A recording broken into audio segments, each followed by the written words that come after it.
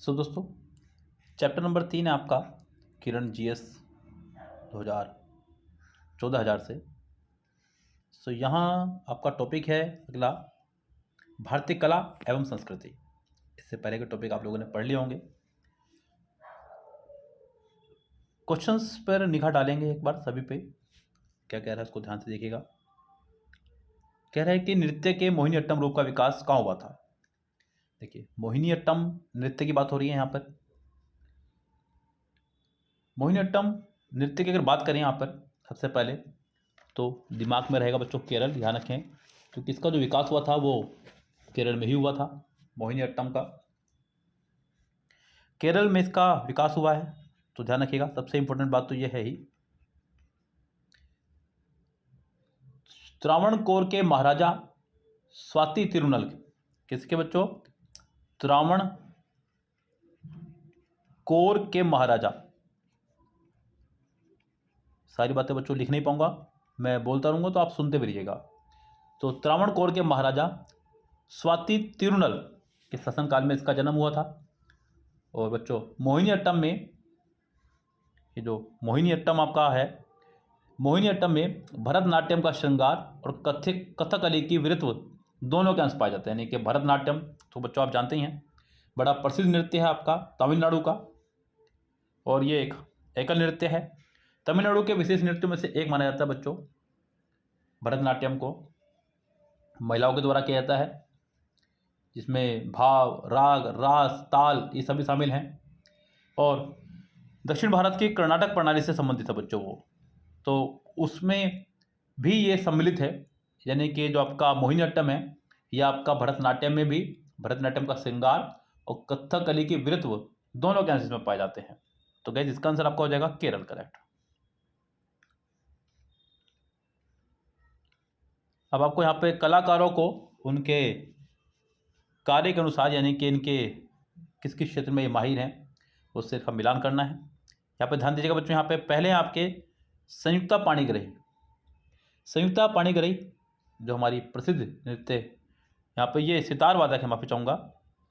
तो प्रसिद्ध सितार वादक सुनिए बच्चों, ये ओडिसी नृत्य के लिए जाने जाती हैं ये।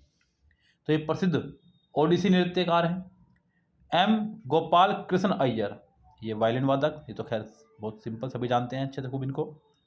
पंडित रविशंकर जी वेरी फेमस, अक्सर ये सुर्खियों में रहते हैं, आपने अक्सर इनको देखा भी होगा। सितार वादक हैं।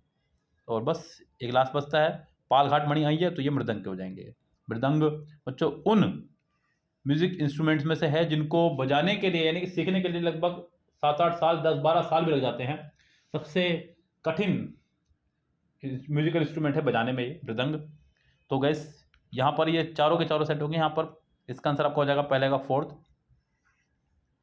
और एम गोपाल कृष्ण अय्यर इनका हो जाएगा बच्चों यहाँ पर वायलिन, यानी कि 3rd। फिर रविशंकर जी का तो सितार है ही 1st, और इसका हो जाएगा 2nd। तो यहाँ पर 4, 3, 1, 2। अब ऑप्शन में देखने जाऊँगा मैं 4, 3, 1, 2 कहाँ पर है, तो ये रहा आपका यहाँ पर 4, 3, 1, 2। तो इसका आंसर हो जाएगा 2nd, करेक्ट। भारत की सबसे पहली बोलती फिल्म कौन सी थी? ये बहुत जनरल क्वेश्चन है, और कितना आया हुआ एग्जाम आप देख सकते हैं। एसएससी टैक्स असिस्टेंट में आया हुआ है, डाटा एंट्री ऑपरेटर में आया हुआ है, बिहार एसएससी जेल में आया हुआ है। तो बच्चों भारत की जो सबसे पहली बोलती फिल्म थी वो थी आपकी आलम आरा। बच्चों आलम आरा सबसे पहली बोलती फिल्म थी, जिसको बनाया था धुंधीराज गोविंद फाल्के जी ने, जिनको हम लोग दादा साहब फाल्के के नाम से भी जानते हैं। यस, जिनका जन्म दादा साहब फाल्के। बच्चों ये चीज़ें लिखने की हैं, आप लोग लिखते रहेंगे तो ज़्यादा अच्छा रहेगा। दादा साहब फाल्के का जो जन्म है वो था 1870 में, और जो मृत्यु हुई थी इनकी वो हुई थी 1944 में। सिनेमा जगत के जनक माने जाते हैं, तो इनके नाम पर बकायदा अवार्ड होते हैं बच्चों, दादा साहब फाल्के अवार्ड। जब कोई कलाकार अपने क्षेत्र में कुछ महान कार्य कर लेता है तब उसको वो पुरस्कार दिया जाता है। बच्चों 1913 में ही आपकी एक फिल्म आई थी राजा हरिश्चंद्र।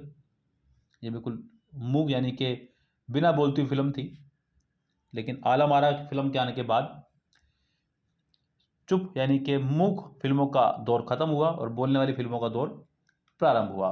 तो ये भारत की अपनी पहली बोलती फिल्म थी जिसका नाम था आला मारा। सोचो बच्चों उस समय पर क्या सुपरहिट फिल्म रही होगी। आजकल पठान को भी सुपर इतनी हिट नहीं होगी जितनी आज, जितनी ये उस समय पर रही होंगी। निम्नलिखित में से चित्रकला के क्षेत्र में कौन प्रसिद्ध है, यानी कि इनमें से कौन है जो चित्रकला के क्षेत्र में प्रसिद्ध है। बच्चों परवीन सुल्ताना, प्रोफेसर टी.एन. कृष्णन, राम किंकर या राजा रवि वर्मा। तो गैस यहाँ पर बात हो रही है कि कौन, तो गैस यहाँ पर होगा कौन सा, राजा रवि वर्मा। राजा रवि वर्मा चित्रकला के क्षेत्र में बहुत प्रसिद्ध है और चित्रकारों का इनको राजकुमार कहा जाता है, और या फिर कह सकते हैं राजकुमारों में चित्रकार की संज्ञा से विख्यात हैं ये। इनका जो जन्म हुआ है वो हुआ 29 अप्रैल को।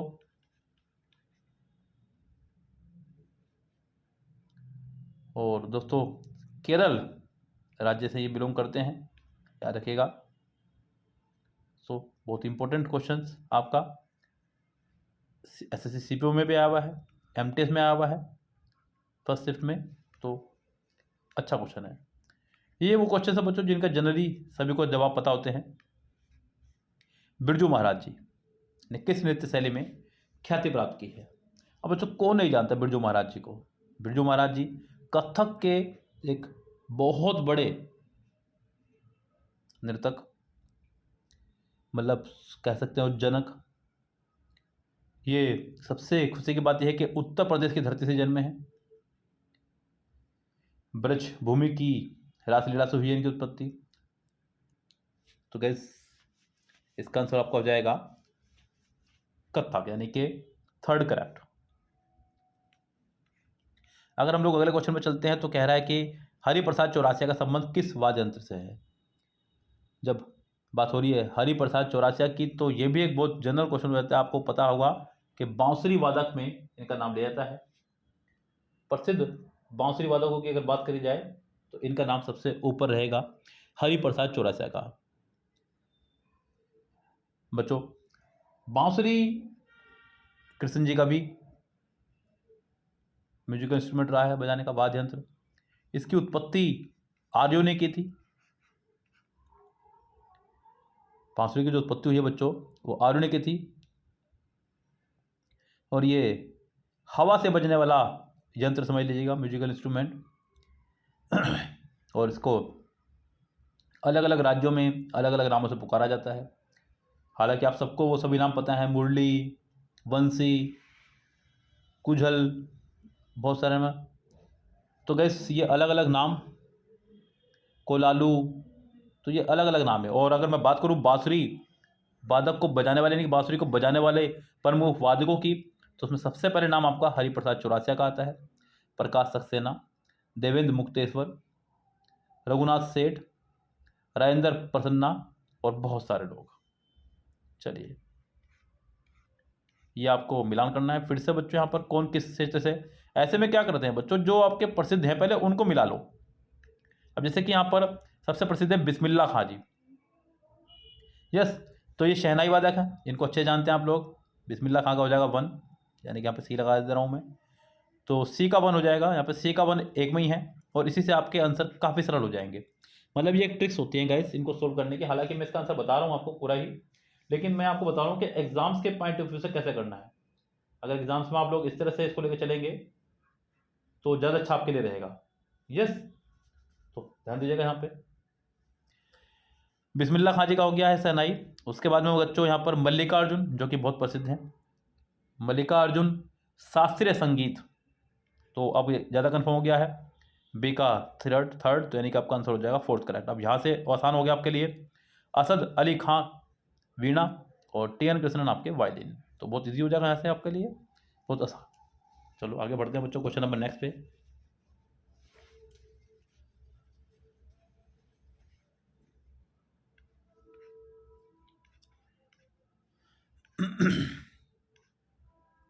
अमजद अली खां किस वाद्य यंत्र में निपुण हैं बच्चों। अमजद अली खां जो प्रसिद्ध हैं वो हैं सरोद वादन के लिए।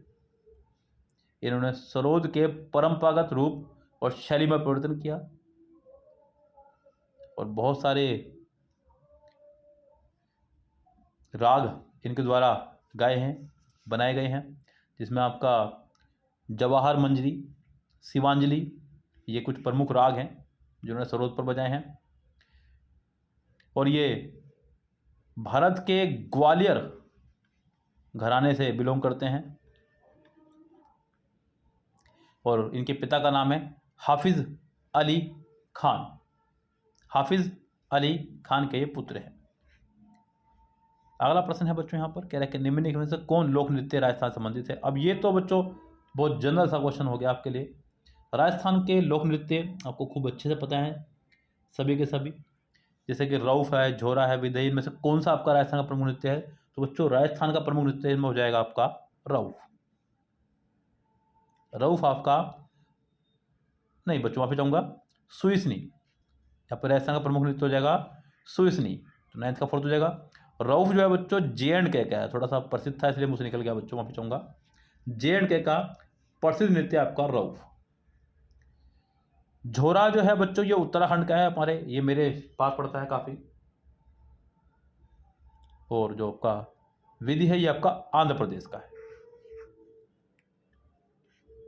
निम्नलिखित में से कौन सा लोक नृत्य जनजातीय नृत्य कर्नाटक से संबंधित है। इनमें से कौन सा कर्नाटक संबंधित है बच्चों। तो यक्षगान कर्नाटक संबंधित है। बाकी अभी विधि की हमने बात करी है ऊपर, यहाँ पर ये रहा आपके सामने। तो ये आपका आंध्र प्रदेश से है। जात्रा की अगर बात करें तो ये पश्चिम बंगाल से है। और झोरा की बात अभी ऊपर हुई है बच्चों, उत्तराखंड से है। ये एक सामुदायिक नृत्य है दोस्तों। बढ़ते हैं आगे, क्या कह रहा है यहाँ पर। कौन सा लोक नृत्य उत्तर प्रदेश से संबंधित है। देखिए उत्तर प्रदेश से तो आप अच्छे से वाकिफ होंगे। उत्तर प्रदेश से आपका संबंधित है थोरा। विधि के बारे में बात हो चुकी है, ये आपका आंध्र प्रदेश से है। रऊफ आपका J&K से है। तमाशा महाराष्ट्र से है। बाकी सब तो आपको पता ही है। कौन सा लोक नृत्य जम्मू कश्मीर से संबंधित है। देखिए बार बार एक ही क्वेश्चन को रिपीट कर रहा है, वो है आपका रऊफ। यस, झोरा के बारे में पहली बात हो चुकी है आपकी, और विधि की बात हो चुकी है, सुइसनी की बात हो चुकी है। ये ऊपर क्वेश्चन में 4 ऑप्शन आपके आए थे। बार नहीं बताऊंगा क्योंकि आप लोग इसको याद नहीं करेंगे फिर, मतलब आप खुद बोला करो आंसर। नौटंकी निम्नलिखित में से किस राज्य का लोक नृत्य है।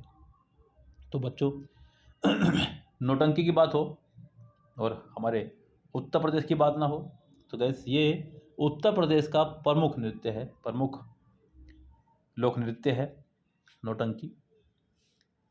इसमें विषय प्रेम, त्याग, वीरता, ये सभी सब्जेक्ट रहते हैं। तो गैस इसका आंसर आपको हो जाएगा उत्तर प्रदेश। उत्तराखंड में भी इसका किया जाता है, लेकिन विशेषकर ये उत्तर प्रदेश से ही है। गुरु गोपीनाथ प्रतिपादक थे किस चीज़ के। तो बच्चों गुरु गोपीनाथ जी हमारे कथकली के, किसके, ये कथकली के प्रमुख प्रतिपादक थे। कथकली बच्चों ये आपका प्रमुख नृत्य है केरल का, और शास्त्रीय नृत्य में से एक माना जाता है इसको, कथकली को। वो सुंदर नृत्य है। आगे बच्चों देखते हैं अगला क्वेश्चन पे, सत्यजीत रे का संबंध किस के साथ था। तो गैस सत्यजीत रे की बात हो रही है, तो इनका संबंध है फिल्म निर्देशन से। फिल्में बनाने का इनका विशेष रोल रहा है। 1960 के दशक में इन्होंने कई नई तरह की फिल्में बनाई और सत्य घटना पर आधारित फिल्में इन्होंने दर्शाई हैं बहुत सारी। तो इसी क्षेत्र के लिए जाने जाते हैं। अलग अलग डायरेक्टर, अलग अलग निर्देशक, अलग अलग कला के लिए जाना जाता है, मतलब उसका एक अलग विशेष रूप है कि वो इस तरह की फिल्म बनाता है। लाइक अगर राम गोपाल वर्मा जी की बात करें तो ये ड्रामनी फिल्में बनाते हैं। यस, आपके विधु विनोद चोपड़ा जी, करण जौहर, ये सब अलग अलग तरह की फिल्म बनाते हैं। जैसे कि आपके रोहित शेट्टी आजकल ये फाइटिंग वाले फिल्म बनाते हैं। तो ये सब अपने अपने क्षेत्र के माहिर हैं। उसी तरह से आपके सत्यजीत रे थे। इसका आंसर आपको हो जाएगा 4th करेक्ट।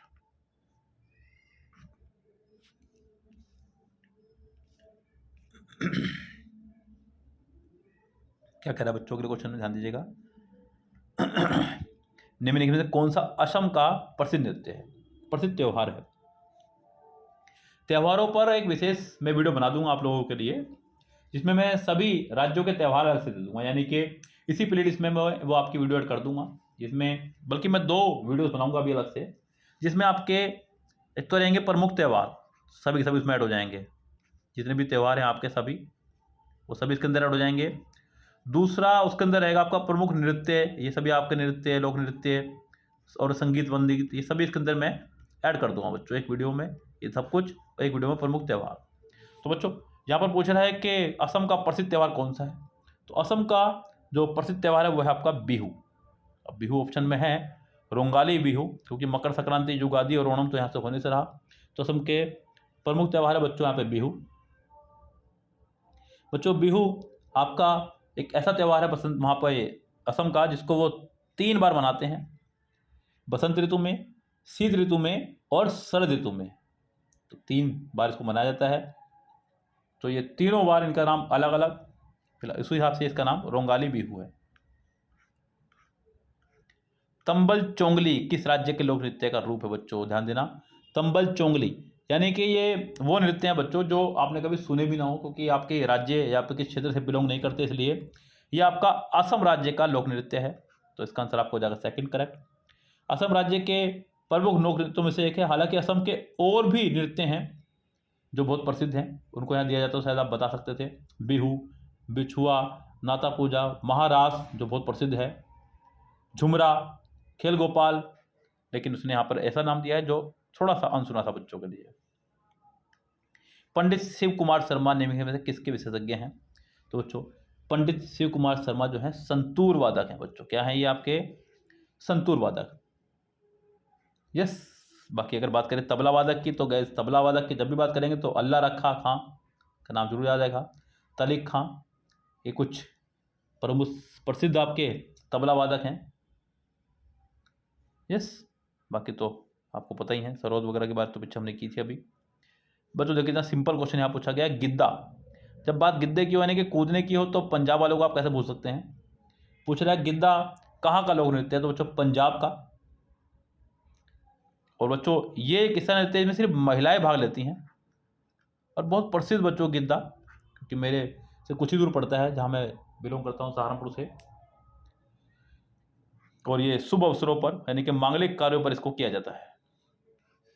प्रसिद्ध बृहदेश्वर मंदिर कहाँ पर स्थित है, देखिए मंदिरों के ऊपर भी एक वीडियो बनानी पड़ेगी मुझे लग रहा है अलग से, जिसमें कि ये सारे क्वेश्चन उसके अंदर आपके सम्मिलित हो जाएं। चलिए यहाँ से कुछ चीज़ें एक्स्ट्रा मिल रही हैं जानकारी को, जिससे कि मुझे पता चल जाए कि इनकी टॉपिक पर मुझे एक अलग से वीडियो बनानी है, जो मैं इसी प्लेलिस्ट में आपकी ऐड कर दूंगा। प्रसिद्ध बृहदेश्वर मंदिर कहाँ स्थित है, मदुराई, तंजावुर, कांचीपुरम या रामेश्वरम। तो बच्चों जो प्रसिद्ध मंदिर आपका ये बृहदेश्वर मंदिर, ये आपका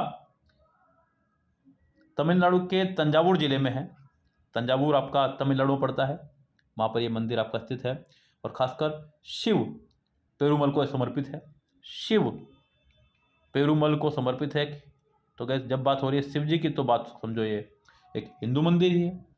इसका निर्माण राजा राज चोल द्वारा कराया गया था, राजा राज चोल, ध्यान रखना बच्चों, इन्होंने इसको निर्माण कराया था, और लगभग 1010 ईस्वी में पूरा हुआ था इसका निर्माण।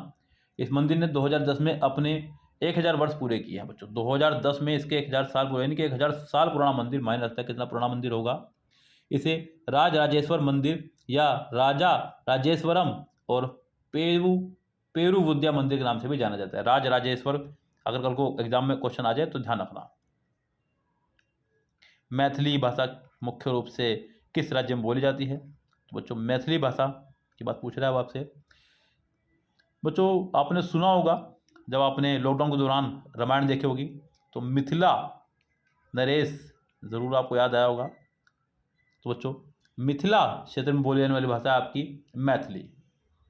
तो यहाँ पे ऑप्शन में तो कोई नज़र आपको आ नहीं रहा है, तो बच्चों ये पड़ता है आपका बिहार में। कहाँ पड़ता है ये आपका बिहार में। आर्यों की भाषा है, भारत के ये बिल्कुल उत्तरी बिहार का क्षेत्र है, और कह सकते हैं कि नेपाल का भी कुछ क्षेत्र है, क्योंकि यहीं से आपकी मिथिला जी की यानी कि जनक जी का क्षेत्र पड़ता है, जो कि आजकल नेपाल में पड़ रहा है कुछ क्षेत्र। तो मैं नेपाल का भी नाम लेना चाहूँगा यहाँ पे, और नेपाल में यह भाषा बहुत अच्छे से बोली जाती है। भारत में 22 भाषाओं को मान्यता प्राप्त है हमारे संविधान के अनुसार। सो दोस्तों बिहार और नेपाल में बोली जाने वाली भाषा है, यह भारत की सबसे बड़ी भाषाओं में से एक है। और नेपाल की दूसरी सबसे बड़ी भाषा है बच्चों ये। और 2002 में हमारे संविधान में इसको 8वीं अनुसूची के तहत शामिल भी किया गया था। ये और भी गर्व की बात है। चलिए, निम्नलिखित में से किस भाषा को केंद्र सरकार द्वारा श्रेणीय भाषा यानी कि क्लासिकल भाषा का दर्जा दिया गया था? तो बच्चों वह है आपकी तमिल भाषा। तो सिंपल क्वेश्चन हुआ आपका बिल्कुल तमिल के लिए, लेकिन याद रखना होगा मेन इंपॉर्टेंट है कि ईयर कब इसको चुना गया था। तो बच्चों वो दर्जा दिया गया था इसको 2004 में। 2004 में इसको दर्जा दिया गया था। और उस समय कौन थे हमारे राष्ट्रपति? क्योंकि राष्ट्रपति का ही काम है ये करना। तो उस समय हमारे राष्ट्रपति थे डॉक्टर APJ, आपको नाम सुनते याद आ गया होगा, डॉक्टर APJ अब्दुल कलाम जी ने इसको करा था। बच्चों द्रविड़ भाषाओं की भांति एक आधुनिक भाषा भी मानी जाती है इसको। तो बच्चों द्रविड़ भाषाओं की सबसे पुरानी तमिल की संस्कृत भाषा ये क्लासिकल है, उसी के क्षेत्र में इसको दिया गया है। स्टेनोग्राफर ग्रेड C में ये आपका क्वेश्चन आया हुआ है। चलिए 2 क्वेश्चन और बच्चों, इसके बाद में ये वीडियो हम लोग यहीं रोक देंगे अपनी। कह रहा है कि बच्चों यहाँ पर क्वेश्चन नंबर 23 में कथकली शास्त्रीय नृत्य किस राज्य से शुरू हुआ था? तो बच्चों ये आपका केरल राज्य से शुरू हुआ था। इसका आंसर आपका हो जाएगा केरल। यह मालाबार एवं त्रावणकोर के आसपास प्रचलित नृत्य है। यह रंग कला नृत्य नाटक कला का सुंदरतम रूप है। इसमें कलाकार ना तो संवाद बोलता है और ना ही गीत गाता है, यानी कि ना तो वो कुछ संवाद बोलता है ना ही कोई गीत गाता है। ये सब पीछे चल रहा होता है, वो सिर्फ उसके ऊपर कलाकारी करता है। जैसे कि आजकल नाटक गानों फिल्मों में एक्टर्स गानों पर डांस करते हैं। इसमें रंगीन वेशभूषा पहनकर कथा संदर्भों का हस्त मुद्राओं और नृत्य द्वारा अभिनय प्रस्तुत किया जाता है। खजुराहो समूह के प्रसिद्ध स्मारक किस राज्य में हैं? तो बच्चों उत्तर प्रदेश में, मध्य प्रदेश में। बच्चों खजुराहो की बात हो रही है तो ध्यान रखें, बात होगी मध्य प्रदेश की, यानी कि इसका आंसर आपका हो जाएगा 2। बच्चों खजुराहो है क्या ये? तो बच्चों ये हिंदू और जैनियों के मंदिरों का एक समूह है। इसका जो निर्माण कराया था वो कराया था चंदेल शासकों ने। चंदेल शासकों के द्वारा 950 से 1050 के बीच में कराया गया था। यह मंदिर नागर शैली की वास्तुशिल्पीय प्रतीकवाद और अपनी संग्रहात्मक मूर्ति कला के लिए प्रसिद्ध है। अगला क्वेश्चन बहुत सरल साधारण सा है। आपको बताना है कि इनमें से कौन प्रसिद्ध तबला वादक है। और बच्चों ये आपने ज़रूर, ये तो आपने बच्चों ऐड पे ही देख लिया होगा एक बार, जब ताजमहल चाय का ऐड आता है, वाह उस्ताद वाह मान गए डॉक्टर जाकिर हुसैन जी। तो बच्चों ये आपके महान तबला वादक हैं। अगर बात करें बच्चों यहाँ पर औरों की, तो विक्कू विनायकारम, ये घटम, पंडित VG योग वायलिन, पालाघाट मणि अय्यर, पीछे बात हुई थी इसकी अभी, मृदंग। ये भी आपका स्टेनोग्राफर ग्रेड C और D में पूछा गया क्वेश्चन है। चलिए दोस्तों अगले क्वेश्चंस में मिलते हैं आपसे अगली वीडियो में, तब तक के लिए bye bye, have a nice day.